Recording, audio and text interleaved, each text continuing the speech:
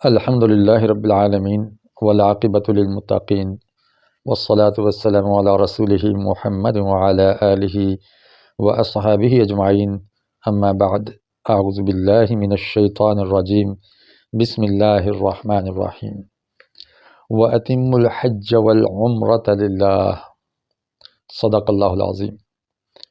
معزز حاضرین و ناظرین اور سامعین، السلام علیکم ورحمۃ اللہ وبرکاتہ۔ سورہ بقرہ کا رکوع نمبر 24 چل رہا ہے۔ اس رکوع کی آج آخری آیت ہے۔ یہ آیت بہت طویل تھی، اس لیے پچھلے حصے میں جو رکوع نمبر 24 کا درس دیا گیا تھا اس میں سے اس آیت کو میں نے یہ کہہ کر چھوڑ دیا تھا کہ یہ لمبی آیت ہے، تو اس کو انشاءاللہ اگلے حصے میں بیان کر دیں گے۔ یہ آیت نمبر 196 ہے۔ اللہ رب العزت نے اس آیت کے اندر حج کے احکام بیان فرمائے ہیں۔ جاہل عربوں کے ہاں جو رسم و رواج تھے، جنہوں نے اپنی طرف سے حج کے مناسک کے اندر چیزیں شامل کر دی تھیں، کچھ نکال دی تھیں، اللہ تعالیٰ نے اس رکوع کے اندر ان کی اصلاح فرمائی ہے۔ 8 چیزیں ہیں جو اللہ تعالیٰ نے ان جاہل عربوں کی دور کی ہیں۔ ایک یہ تھی کہ چاند گھٹتا بڑھتا کیوں ہے، تو چاند کے گھٹنے اور بڑھنے سے اور اس کے مختلف مہینوں سے وہ شگون لیا کرتے تھے۔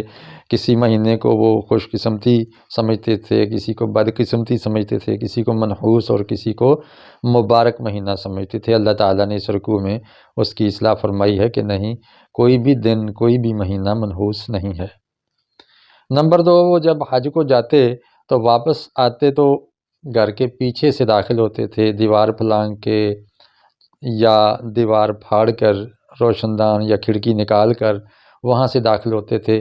جس دروازے سے نکلے تھے اس میں سے نہیں آتے تھے۔ یہ انہوں نے اپنی طرف سے ایک رواج بنا لیا تھا جس کو عبادت کا درجہ حاصل ہو چکا تھا۔ اللہ نے اس کی بھی اصلاح فرمائی کہ وَأْتُوا مِنْ أَبْوَابِهَا، کہ آپ دروازوں ہی سے واپس آ جایا کریں۔ تیسری چیز تھی کہ وہ محترم مہینے میں لڑائی دنگا بھی کر لیا کرتے تھے، جو کہ حرام تھا، اور کہتے تھے کہ چلو ذوالحجہ میں یا ذوالقعدہ میں، محرم میں اب لڑائی کی نوبت آ گئی ہے تو ہم لڑ لیتے ہیں، تو یہی جو حرمت ہے، احترام ہے، کسی اور مہینے میں کر کے تو ہم اس کا بدلہ اتار دیں گے۔ اللہ تعالیٰ نے یہ بھی فرما دیا کہ یہ تمہارا غلط ہے، یہ حلال اور حرام کرنا آپ کا کام نہیں ہے، یہ اللہ کا حق ہے، اس لیے آپ اس میں ویٹو کی پاور استعمال نہ کریں۔ چوتھا یہ تھا کہ وہ حج اور عمرہ اکٹھا کرنے کو غلط سمجھتے تھے، حرام سمجھتے تھے کہ ایک ہی سفر میں حج بھی کر لیا جائے، عمرہ بھی کر لیا جائے، یا پہلے عمرہ پھر حج کر لیا جائے۔ وہ سمجھتے تھے کہ دونوں چیزیں الگ الگ عبادت ہیں، تو ان کے لیے سفر بھی الگ سے ہی اختیار کیا جائے۔ اللہ نے اس کی بھی اصلاح فرما دی کہ نہیں، ایک ہی سفر کے اندر آپ عمرے کا فائدہ بھی اٹھا سکتے ہیں، حج کا بھی فائدہ اٹھا سکتے ہیں۔ پھر ان کے ہاں یہ تھا کہ حج کو جاتے ہوئے زادہ راہ ساتھ نہیں لیتے تھے، ایک روٹی کا اور دیگر چیزیں کھانے پینے کی، یا سواری کے جانور، ہدیہ کے جانور پر نہیں بیٹھتے تھے۔ مختلف یہ چیزیں انہوں نے اپنے اوپر بند کی ہوئی تھیں۔ اللہ تعالیٰ نے فرمایا کہ زادہ راہ لے لیا کرو۔ یہ کوئی تقویٰ کی بات نہیں ہے کہ آپ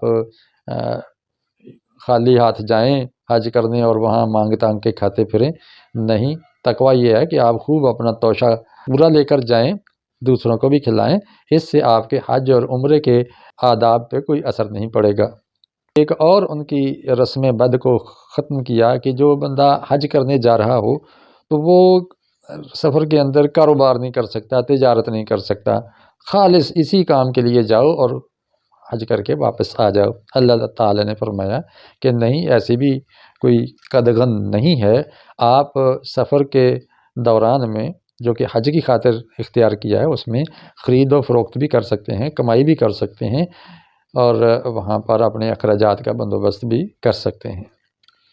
پھر 7ویں چیز ایک یہ تھی کہ جو مکے کے رہنے والے تھے، بڑے شیوخ جو مجاور تھے، خاص طور پہ کعبے کے خادم تھے، وہ عرفات تک پہنچتے ہی نہیں تھے، مزدلفہ سے ہی واپس چلے جاتے تھے۔ اللہ تعالیٰ نے فرمایا کہ نہیں، جہاں سے سارے لوگ جمع ہو کے خطبہ سنتے ہیں، عرفات کے میدان میں آپ کو جانا ہے، پھر مزدلفہ، اور پھر پیچھے واپس آنا ہے، اس لیے تمہیں کوئی استثناء حاصل نہیں ہے، اور تمہیں سارے لوگوں کے ساتھ مساوی عبادت کرنا ہوگی۔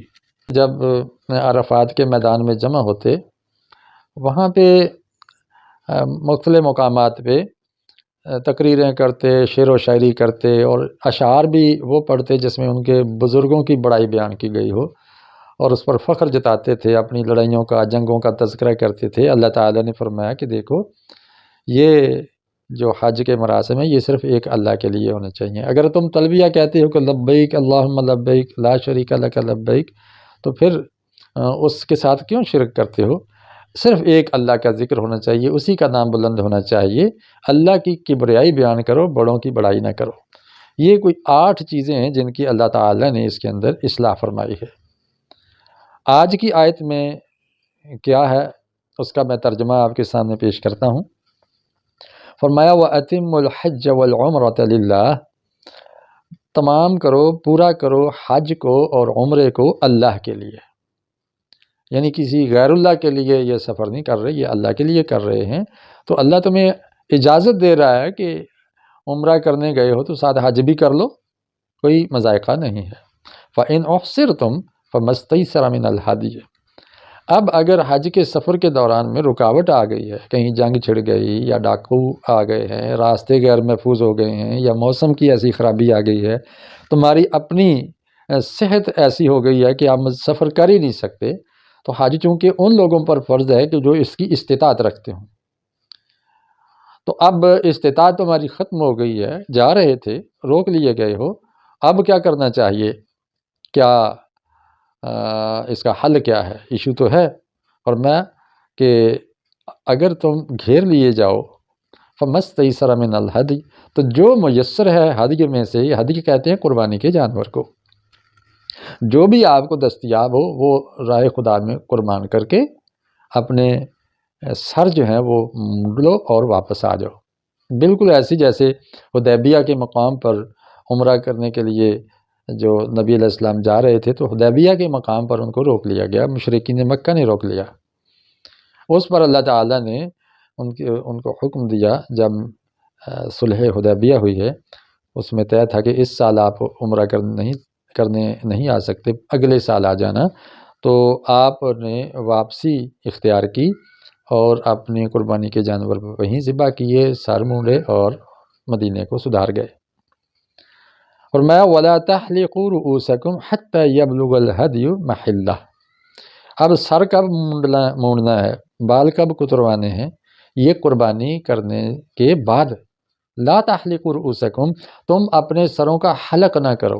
حلق کا معنی ہوتا ہے مونڈ لینا، ٹینڈ کر لینا۔ ایک ہوتا ہے کہ کاٹ لینا تھوڑے سے بال، اس کو قصر کہتے ہیں، کہ بال ہلکے کر لینا۔ تو دونوں کا اختیار ہے، مونڈ لینا بھی ٹھیک ہے، قصر کر لینا بھی ٹھیک ہے۔ عذر کی بنا پہ اگر قصر کرنا پڑ جائے تو کر سکتا ہے، وگرنہ بہتر ہے کہ سر مونڈ لیا جائے۔ جیسے بچہ پیدا ہو تو اس کے بال بالکل مونڈ دیے جاتے ہیں، ساتھ میں جھنڈ جسے کہتے ہیں پنجابی میں، جھنڈ اتاری جاتی ہے، تو اسی طرح حاجی بھی اپنے سر بالکل مونڈ دیتا ہے۔ لیکن یہ قربانی کرنے کے بعد وَلَا تَحْلِقُوا رُؤُوسَكُمْ حَتَّى يَبْلُغَ الْهَدْيُ مَحِلَّهُ، نہ مونڈو اپنے سروں کو یہاں تک کہ ہدی پہنچ جائے، پہنچ جائے الہدی، ہدی یعنی قربانی کا جانور، محلہ اپنی قربان گاہ پہ، یعنی ذبح ہو جائے اور وہ اپنی قربانی کی جگہ پا لے۔ فَمَنْ كَانَ مِنْكُمْ مَرِيضًا، اب ایک اور مسئلہ ہے کہ اگر کوئی بندہ مریض ہو، او بِهِ أَذًى مِّن رَأْسِهِ، یا اس کے ساتھ کوئی اذیت ہو اس کے راس میں، اس کے سر کے اندر کوئی تکلیف ہے، سر مونڈتے ہوئے تکلیف ہوتی ہے، تو پھر کیا کرے؟ سر مونڈنے کی ہمت نہیں ہے۔ فرمایا فَفِدْيَةٌ مِّن صِيَامٍ، تو پھر فدیہ دے گا روزوں کے ساتھ۔ یہاں صوم نہیں کہا، سیام کہا ہے کہ روزہ رکھ کے فدیہ ادا کرو۔ اس کا مطلب ہے کہ سر مونڈنا ایک اہم جو حصہ ہے حج کا اور عمرے کا، اب نہیں کر پائے تو پھر فدیہ دینا ہوگا، اس کی جگہ پہ آلٹرنیٹ دینا ہوگا، اور وہ آلٹرنیٹ کیا ہے؟ وہ ہے روزے۔ کتنے روزے؟ وہ آگے آ رہے ہیں۔ اور صدقۃ، یا صدقہ دینا ہوگا، روزے نہیں رکھ سکتا، ہمت نہیں روزے کی، پھر صدقہ دے گا۔ اور نسکن، یا پھر قربانی کا کوئی جانور، یا کوئی جانور ذبح کرے گا، کوئی بھیڑ بکری اس کے حساب سے، یہ پھر مختلف اس کے مدارج ہیں، لیکن یہاں جو فدیہ ہے یہ صرف حلق راس نہ کر سکنے کے بدلے میں ہے۔ فَإِذَا أَمِنْتُمْ، اب جب تم مأمون ہو جاؤ، امن میں آ جاؤ، خطرہ ٹل گیا، فَمَن تَمَتَّعَ بِالْعُمْرَةِ، راستہ کھل گیا ہے حج کا، آپ عمرہ کرنے کے لیے نکلے ہیں تو اس کے ساتھ حج کرنا چاہتے ہیں، حج کا تمتع کرنا چاہتے ہیں، الی الحج، حج بھی ساتھ کر لینا چاہتے ہیں، فَمَسْتَيْسَرَ مِنَ الْهَدْيِ، تو پھر جو بھی آپ کو میسر ہو قربانی کا جانور اس میں آپ کر لیجئے۔ ظاہر پہلے عمرے کے لیے لے کے گئے تھے، عمرہ کرنے کے بعد احرام کھول لیں گے، وہ ساری پابندیاں ختم کریں گے جو احرام کی حالت میں ہوتی ہیں، اس کے بعد پھر حج کا نیا احرام باندھیں گے، تو اس کے لیے پھر آپ کو قربانی دینے کی ضرورت ہے حج کے لیے الگ سے، تو اس کے لیے اللہ تعالیٰ نے فرمایا کہ جتنی آسانی ہو اتنا کر لیجیے۔ فَمَن لَّمْ يَجِدْ، اب قربانی کا نہیں ہے پیسہ تو کیا کیا جائے؟ تو اس کے لیے یہ ہے کہ فَصِيَامُ ثَلَاثَةِ أَيَّامٍ، تو پھر 3 دن کے روزے رکھے گا۔ قربانی پہلے تھا حلق راس کا فدیہ، کہ وہ روزے رکھے، صدقہ دے یا قربانی کرے۔ یہاں کہ قربانی نہیں کر سکتا تو وہ کیا کرے؟ قربانی نہیں کر سکتا تو پھر روزے رکھے، کتنے؟ 10 روزے رکھے گا۔ کیسے کہ 3 تو انہی دنوں میں رکھے گا، وَصِيَامُ ثَلَاثَةِ أَيَّامٍ فِي الْحَجِّ، حج کے اندر، وَسَبْعَةٍ إِذَا رَجَعْتُمْ، اور 7 روزے تب رکھے گا جب وہ گھر کو واپس لوٹ آئے گا۔ تِلْكَ عَشَرَةٌ كَامِلَةٌ، اس طرح یہ 10 روزے مکمل ہو جائیں گے۔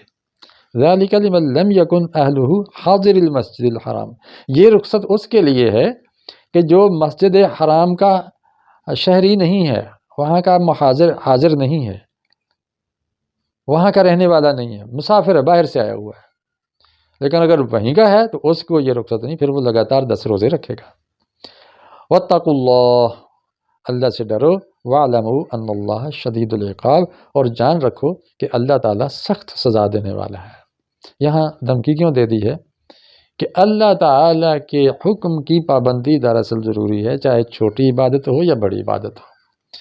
جو طریقہ اللہ نے بتا دیا ہے اب اس کی اطاعت کرنی ہے، اس میں رد و بدل آپ نہیں کر سکتے۔